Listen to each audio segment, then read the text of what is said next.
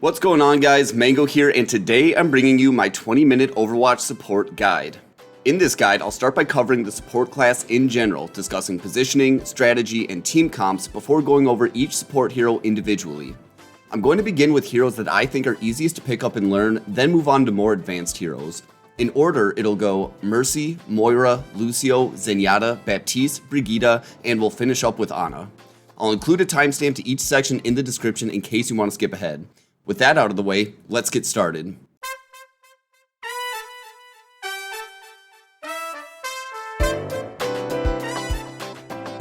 The support class in Overwatch is an interesting one because I think people have a tendency to take their foot off the gas a little bit when they end up on support and adopt this mindset of, well, I'm just here to heal the tanks and DPS. If they can't get picks, it's not my fault. I'm here to tell you that it's called the support class and not the healer class for a reason. There's a lot more ways you can support your team besides healing them.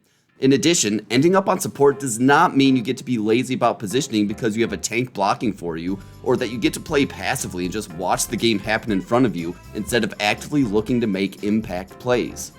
Support heroes have just as much impact on the outcome of the game as any other hero and have the ability to make big, game-winning plays just like tanks and DPS do. You just need to know how to properly utilize your kit. Okay. Rant over, let's talk turkey. Let's start by going over positioning and how it applies to the support class. In general, like 98% of the time, support characters are going to want to be positioned behind their tanks in what is commonly known as the backline. This keeps them safe from errant spam damage that tanks are able to soak up with their shielding and large health pools. However, this makes them susceptible to being jumped on by high mobility enemies that can avoid your tank line, such as Winston, Wrecking Ball, Tracer, Genji, Sombra, or many others. For this reason, it's important to have an exit strategy while positioning yourself. What I mean by that is, you should have somewhere to go where you'll be safe if an enemy gets in the backline and starts harassing you. This can be a lot of different things. It could be a corner or a doorway that you're able to play around to break sightlines or make an escape. It could be a health pack that will allow you to win a one-on-one duel, or you can even just hug your tanks or a character like McCree who will be able to protect you if you get dove on. Basically, just avoid being out in the open by yourself, or in any situation where it would be easy for you to get assassinated without escaping or getting help from your teammates. Speaking of assassinations, let's talk sightlines. You're going to want to be careful of sightlines because even if you're playing behind your tank, you could still get your head taken off by a sharpshooting DPS. Or a lucky Hanzo. You'll want to avoid long sightlines where snipers will be able to see you from far away. Once again, playing around corners, natural cover, or from inside buildings is the safest play here. So, for positioning, we have play behind your tanks, have an exit strategy, and avoid long sightlines. Each support character will incorporate these principles in their own way and to their own degree, but I will cover that in their individual sections. Let's shift gears and talk about general support strategy and the philosophy behind hero picks and team comps. I'm going to start by muddying the waters a bit by talking about a dichotomy of terms that have floated around for the duration of Overwatch's history: main support and flex support, and main healer, off healer.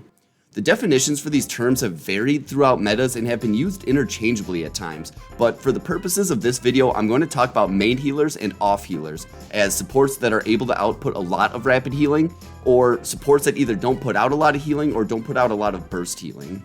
I think this is more applicable to the roughly 97% of players that play in Masters and below, whereas main support and flex support are terms that deal with shot calling and technical proficiency, which is more applicable in organized competitive play like Overwatch League. In most competitive games, you're going to want to strive to have one main healer and one off healer. The main healer will provide the majority of healing for your team, while the off healer provides more offensive oomph or other utility.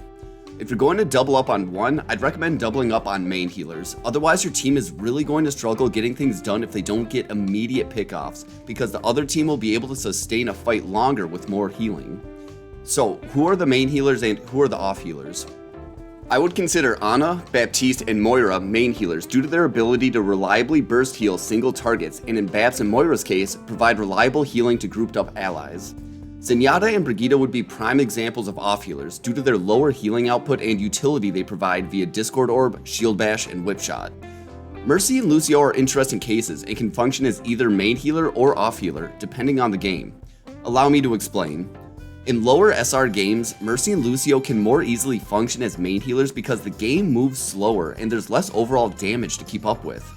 However, the higher you climb in the ranks, the more likely Mercy will be utilized for her damage boost on the DPS characters and Lucio for his speed boost, so both become less effective main healers and function better as off healers. While I recommend sticking to this dichotomy of main healer off healer for most of your competitive games, this is just a rule of thumb, and there are a ton of other factors that can go into what support heroes you should pick, especially when you consider how broken and disjointed team comps can become in Overwatch. One factor to look for is, how much healing does your team really need? For example, if you have a comp consisting of Roadhog, Wrecking Ball, Mei, and Reaper, a main healer becomes less necessary, as all these heroes are fairly self-sufficient and are able to heal themselves or reliably escape from danger. At the end of the day, you need to be mentally flexible and have a clear plan of how your support pick is going to synergize with your team. Make sure you have enough healing for your team, but be sure not to ignore the utility of off healers. You also need to consider what hero best fits the map you're playing on. For example, Lucio shines on maps like Lijiang Tower or Ilios Well due to his sheer boop potential. A few more closing thoughts on the support class. I'm going to advocate for something that I don't see talked about very often, usually because guides like this are made by top 500 players, but I think this tip is extremely relevant for the vast majority of players in the middle ranks. That is, to have at least one support hero on your team with the ability to cancel out enemy ults. These are Lucio and his Sound Barrier, Zenyata and his Transcendence, or Baptiste and his Immortality Field. The ability to cancel out enemy ults like Dragon Blade, Tactical Visor, Graviton Surge, or Earth Shatter is absolutely huge and can not only win fights, but entire games. In less coordinated games in the mid-ranks, you can't rely on your team to anticipate or outmaneuver these ults, so having one of these support abilities in your back pocket can prevent the enemy team from getting a free fight win on the back of one of their ults. Okay, let's get into individual support characters, starting with Mercy. Mercy's everyone's favorite starter hero because she's one of the less aim-intensive characters in the game, and her kit is fairly straightforward. This also means she's one of those characters people tend to check out on, but that's a shame because I think her skill ceiling is higher than most people realize. Let's start with going over some no-nos when it comes to playing Mercy. Number 1, do not stand still when you're healing or damage boosting. I can't tell you how many times I've assassinated a Mercy because she was standing still thinking she was safe. Always assume there's a Widow that has their eyes on you or a Tracer ready to pounce and one-clip you, so you should at least be strafing back and forth even if you don't want to leave your current position. In a similar vein, you want to be looking around constantly to remain aware of the situation, whether it is to quickly fly to an ally who has taken damage or catch an enemy on the flank. Since Mercy's kit is less technically intensive, it should free you up to keep an eye on macro things like enemy movement and ult charge. You also don't want to heal bot with Mercy, that is, only keeping your yellow beam on and neglecting your blue beam. Effective Mercies will stick with allies who have taken off angles or are positioned away from the team in order to maximize their damage with her damage boost and keep them safe if they take damage. Keep an eye out for any ally that is taking an aggressive position, as these are the ones that will need you the most. Most often, these characters are Pharah, Echo, Widow, Ashe, Soldier, Hanzo, Diva, or Winston. As Mercy, you should almost always have your beam on someone, unless your pistol is out. If you're in between fights, you should be damage boosting whichever ally is in a position to get damage in first in the next team fight. Okay, let's talk about Mercy's abilities, starting with Resurrection. Res is one of the most impactful abilities in the game, but it can be difficult to know when to use it. Generally, you should only use it if no one else on your team is going to die as a result of the res, including you. For example, if you have a low health tank that's under pressure, you should not be rezzing. However, if your team has the right mix of health and positioning so as to not die without a few seconds of your healing, res away. Additionally, rezzing will oftentimes put you in a position where you will die, which you'll want to avoid. In the best case, you will trade your life for an ally's, and in the worst case, you will die before getting the res off. You should only go for these risky reses in extreme circumstances, like if your ally has a big ultimate you need to win a fight. Most of the time, however, you're better off staying alive and keeping your team healed up. Her second ability, Guardian Angel, has two techniques I want to talk about. The first is simple enough. Hitting the jump button as you approach your target will give you extra distance at the end of your jump. However, you can also super jump with this ability, sending Mercy high into the air. Niandra made a badass guide for this, which I'll link in the comments, but basically you'll want to crouch right before hitting Guardian Angel. As you pull up to your target, you'll begin to move upwards, and if you hit jump at this point, the momentum will launch you into the air. There are varying degrees of height you can reach depending on your jump timing, so be sure to practice up. Okay, let's talk about her ultimate, Valkyrie, which allows you to chain heal or chain damage boost while you fly around like a madman. This ult is pretty versatile, but one way you'll want to avoid using it is to react to an ult or ult combo. It doesn't provide enough burst healing if your team gets caught in a grab, or if there's a nanoblading Genji rampaging through your team. Instead, you'll want to use this ult proactively, right as the fight is breaking out, as it will give your team much more sustained healing and the chain damage will help your team overwhelm the enemy. Also, since Mercy gets crazy movement, automatic health regen even while taking damage, and unlimited ammo while in her ult, this is a great time to pull out your Glock and go pick a fight with another squishy character. Mercy in Valk form is one of the best duelists in the game, so don't be afraid to go get a quick elimination or two while ulting. Okay, I could keep going on about Mercy, but I only have 20 minutes, so I'm going to move on to the next hero, Moira. First things first with Moira, if you're on console and haven't done this already, go into your settings and switch her primary fire to right trigger and her secondary fire to left trigger. This will make it so that when you click the left trigger, she will use her left hand to heal, and when you click the right trigger, she'll use her right hand to damage. Since Moira's healing is most effective at close range with grouped up allies, you should look to pick her with a team that plays that way. These are commonly referred to as death ball comps. Heroes that fit well with Moira's playstyle include Reinhardt, Zarya, Roadhog, D.Va, Reaper, Mei, Symmetra, Brigette, and Lucio because they like to stick together and get close to the enemy before engaging. Think about it this way, if you try to play Moira with high mobility characters like Wrecking Ball, Tracer, Pharah, or Doomfist that are usually off doing their own thing, you're losing a lot of value because there won't be as many grouped up allies for you to heal, and you're probably better off playing a support that heals single targets. Let's also talk about avoiding one of the pitfalls of playing this character, which is becoming a DPS Moira. DPS Moiras are overly focused on getting kills while neglecting to heal their team. They oftentimes seem unaware that they're able to throw out yellow orbs and are fond of saying, "I don't know why we lost, I had gold damage and eliminations." Just remember, Moira is a main healer and your team is counting on you to play like it, and I promise you no one cares about your gold damage medal. That is not to say there aren't instances where you can't get aggressive to finish off a kill, for instance, fading into the enemy backline to finish off a low health healer, but you just want to avoid giving the enemy tanks the old purple beam while your team is literally dying right next to you. Okay, let's talk about some more technical aspects of Moira's kit. The first thing to know about Moira is that her healing spray heals over time, so in order to conserve your resource meter, only heal in bursts and allow the heal over time to take effect. The only time you should be holding down your spray is if your allies are in a dire situation and at risk of dying. A big tip here is that if you quickly click your damage beam on an enemy, it will recharge your healing spray faster than if you just held the damage beam down. In order to maximize your effectiveness, you'll want to frequently switch between healing and damaging while in combat in order to keep your healing resources available. The trick is to try to build your ult up quickly because Coalescence is one of the quickest building ults in the game, and if you get it before there are any other ults built up, you can use it to snowball the first team fight. The only other tip I have for Coalescence is to try to throw out a damage or healing orb before you activate it in order to make it more powerful, and by the time you're done with your ult, you should have that orb off cooldown. Otherwise, just make sure to avoid characters with abilities that can knock you out of your ult, like Roadhog's Hook, McCree's Flashbang, Brigitte's Shield Bash, or Sombra's Hack. One last thing before we move on. Moira's Fade, like many movement abilities in this game, gets a little boost when you jump at the end of it, which you can utilize to move around the battlefield a little quicker. You can even take advantage of this tech to do super jumps and get into unexpected spots.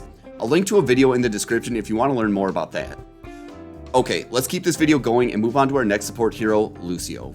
Lucio is great for new players because he provides value simply by existing due to his passive healing and speed aura. What you're going to want to master is knowing when to use his amp effect. A really basic lesson for this is when to speed amp out of spawn. This is most important on control map like Lijiang Tower, Nepal, Ilios, or Busan because these are neutral objective maps where getting your team into an advantageous position early can make all the difference in the first fight. However, on payload, capture point, or hybrid maps, you should avoid using your speed amp, which has a long 12-second cooldown, out of spawn.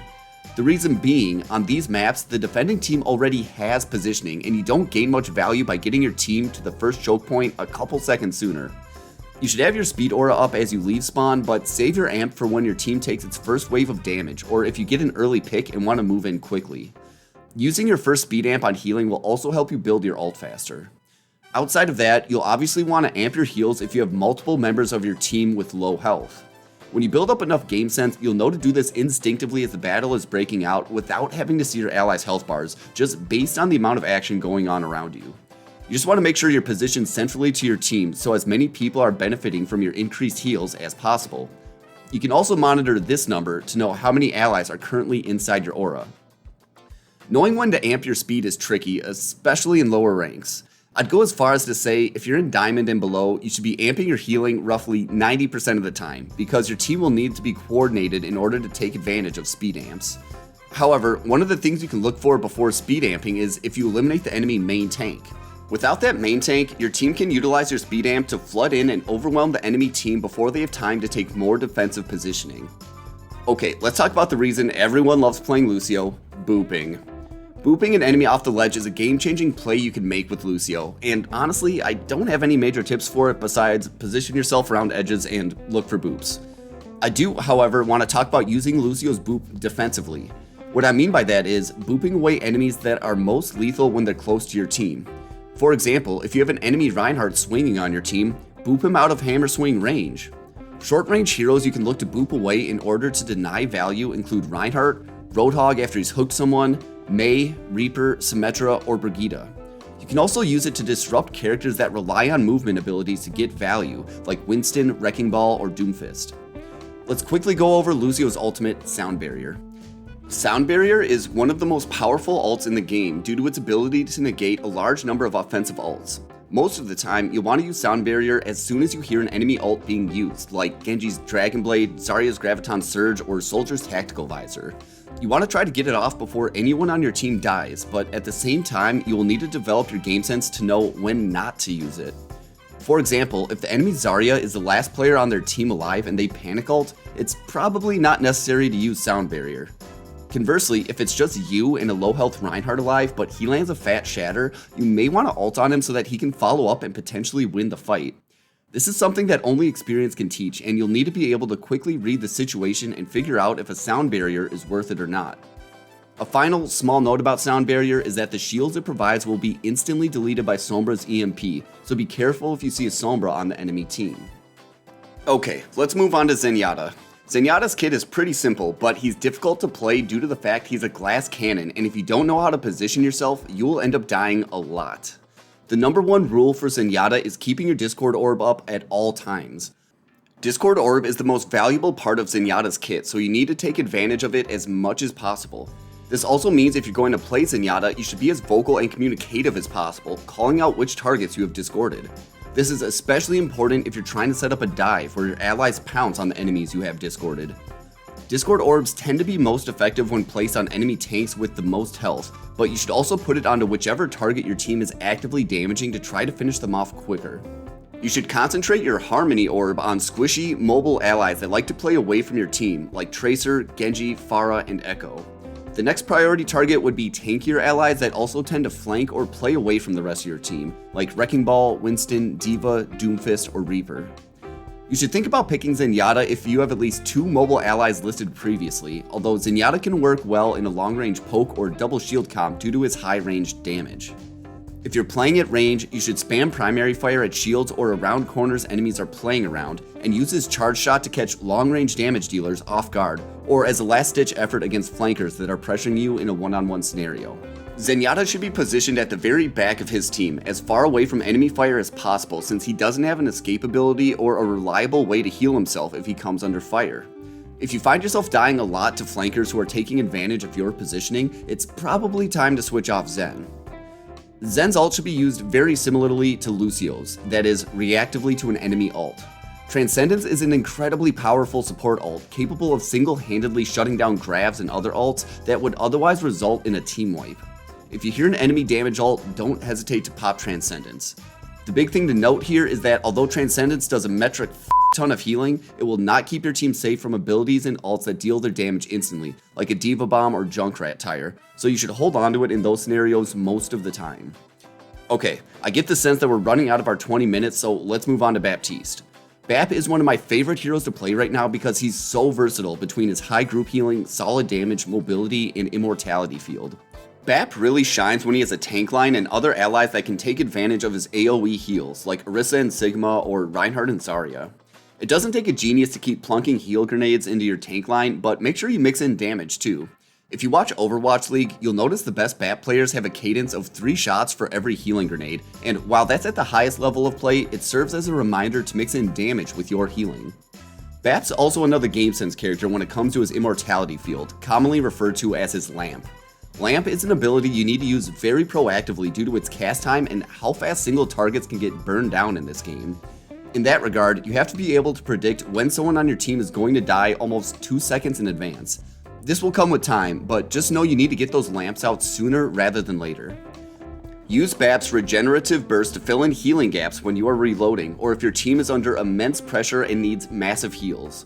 Try not to use it to heal yourself from minor chip damage, and try to grab a health pack or flag down your other healer instead. While you may be tempted to use Bap's ult in a position the whole team can use, in my experience it's better used selfishly so you can get more damage or healing out. If your team wants to use it, they can come to you.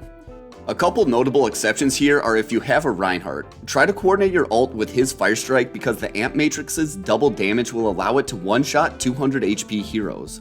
You can also look to put it in front of choke points like Hanamura Point A so the enemy can't push forward without taking a ton of damage. For positioning, Bap follows the same rules as the rest of the supports, which is to operate in the backline. Use his Exo Boots to get onto high ground when you can, as this will make it easier to land your healing grenades on your team. Pair Baptiste with any static tank duo that likes to stick together to get value out of his AoE healing, like Orisa and Sigma or Reinhardt and Zarya. He can also help fill in a hit scan role if you're going up against a troubling Pharmacy or Echo. Next on our list of supports is Brigette, which some people will cry is the easiest hero in the game, but I disagree. Brig has been nerfed significantly since her introduction and is now quite fragile, which is why you need to be careful when playing her. I'll liken her playstyle to Winston, where oftentimes you have to be patient and not do anything until the enemy gets into a particular position. Brigette excels when you can bait enemies into a close quarters fight.